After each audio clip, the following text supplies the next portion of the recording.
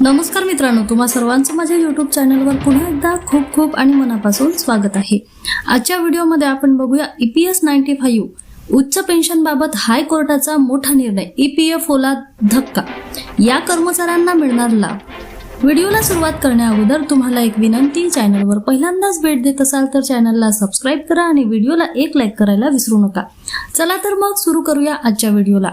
खासगी क्षेत्रात काम करणाऱ्या लाखो कर्मचाऱ्यांसाठी मोठी दिलासादायक बातमी समोर आलेली आहे।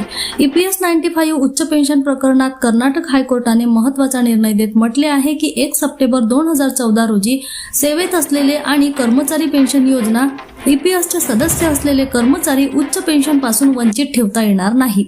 न्यायालयाने स्पष्ट केले की संबंधित कर्मचाऱ्यांनी त्यांच्या वास्तविक वेतनाच्या आधारे PF मध्ये योगदान देण्यासाठी संपूर्ण पर्याय जॉईंट ऑप्शन निवडला असेल तर त्यांना उच्च पेन्शनचा लाभ मिळण्यास पात्र ठरवले जाईल।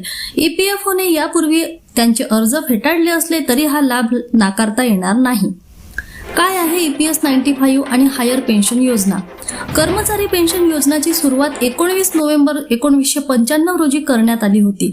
या योजनेअंतर्गत खासगी क्षेत्रातील कर्मचाऱ्यांना निवृत्तीनंतर मासिक पेन्शन दिली जाते। यासाठी किमान 10 वर्षे सेवा आणि PF कपात होणे आवश्यक असते। नियोक्त्याच्या EPF योगदानातून 8.33% रक्कम EPS खात्यात जमा केली जाते। मात्र या योजनेत 15,000 रुपयांची वेतन मर्यादा निश्चित करण्यात आली होती। त्यामुळे कर्मचाऱ्याचा बेसिक पगार अधिक असला तरी पेन्शनची गणना 15,000 रुपयाच्या मर्यादेनुसार केली जात होती।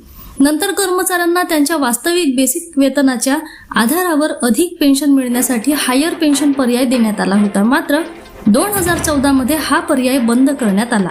त्यानंतर 2022 मध्ये सर्वोच्च न्यायालयाने पात्र कर्मचाऱ्यांना पुन्हा हायर पेन्शनचा पर्याय निवडण्याची संधी दिली होती। हायकोर्टच्या निर्णयाचा कोणाला फायदा होणार?